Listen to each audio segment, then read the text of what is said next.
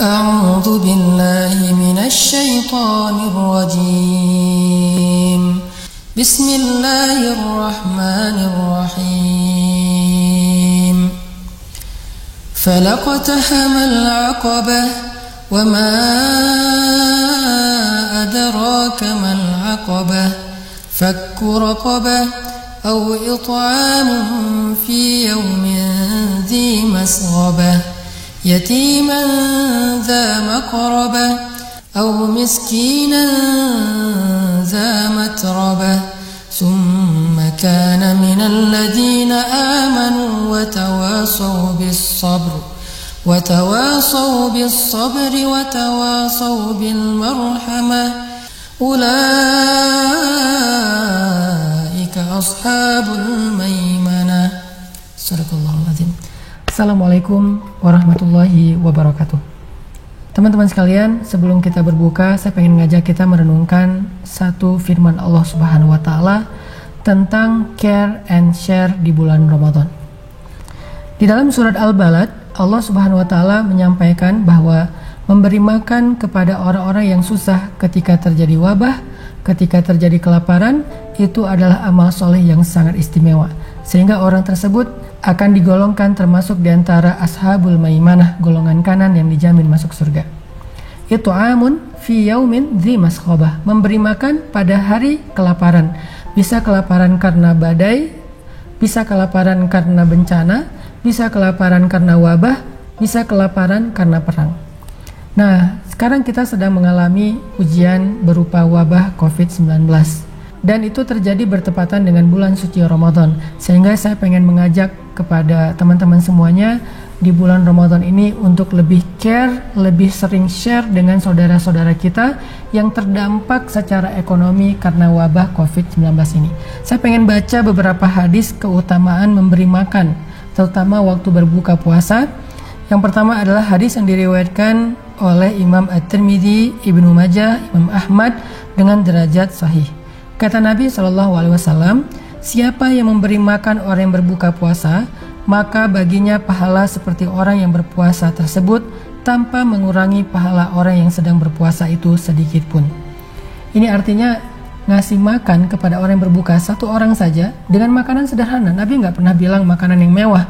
Cukup 3 butir kurma dengan segelas air. Cuman segitu aja kita dapat pahala puasa seharian loh. Puasa seharian. Dengan ngasih makan satu orang makanan berbuka yang sederhana. Apa pahala puasa seharian? Ghufira lahu ma taqaddama min dzambi. Dihapuskan semua dosa-dosanya di masa lalu. Jadi dengan kita ngasih makan saudara kita yang kelaparan, yang mereka berpuasa tapi nggak tahu harus berbuka dengan apa, Allah akan mengampuni seluruh dosa-dosa kita di masa lalu. Itu hadis yang pertama. Kemudian hadis yang kedua, Nabi SAW bersabda, sesungguhnya di dalam surga terdapat kamar-kamar yang bagian luarnya terlihat dari bagian dalamnya, dan bagian dalamnya terlihat dari bagian luarnya. Lalu seseorang bertanya kepada Nabi, untuk siapakah kamar-kamar itu, wahai Rasulullah SAW? Nabi SAW menjawab, untuk orang yang berkata benar, yang memberi makan, yang senantiasa berpuasa dan sholat pada malam hari ketika manusia yang lain dalam keadaan tertidur. Hadis riwayat Tirmidzi dengan derajat hasan. Ternyata orang yang memberi makan kepada orang yang berbuka puasa, Allah janjikan ruang-ruang surga, istana-istana di dalam surga yang ruangan-ruangannya itu transparan. Arti transparan ditutup dengan tirai-tirai sutra, sehingga dari luar terlihat ke dalam, dari dalam terlihat keluar. Artinya ini ruangannya gede, luas, jendelanya besar-besar, dan jendelanya itu ditutup dengan tirai-tirai sutra, kata para ulama. Ini keutamaan memberi makan kepada orang yang berbuka, atau khususnya kepada orang-orang yang kelaparan di hari terjadi wabah. Dalam hadis yang lain, Rasulullah SAW pernah suatu hari bertanya kepada para sahabat tentang amal soleh yang mereka kerjakan dalam satu hari.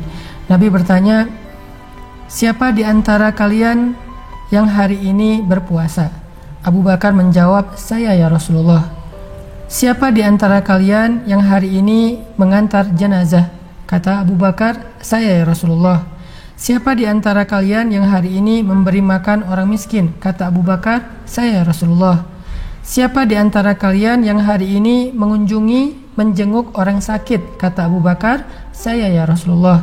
Rasulullah Shallallahu Alaihi Wasallam kemudian tersenyum dan bersabda, tidaklah semua amal itu terkumpul pada seseorang di antara kalian kecuali dia pasti masuk ke dalam surga. Hadis riwayat Muslim. Ini amalan-amalan yang terkumpul dalam satu hari. Di bulan Ramadan lebih istimewa lagi. Pertama, berpuasa. Kedua, mengantar jenazah. Jangan sampai kita udah nggak ngantar jenazah, menolak jenazah seperti yang terjadi di beberapa wilayah hanya gara-gara mereka takut tertular. Padahal para ahli sudah mengatakan itu tidak akan tertular karena SOP-nya udah SOP yang khusus.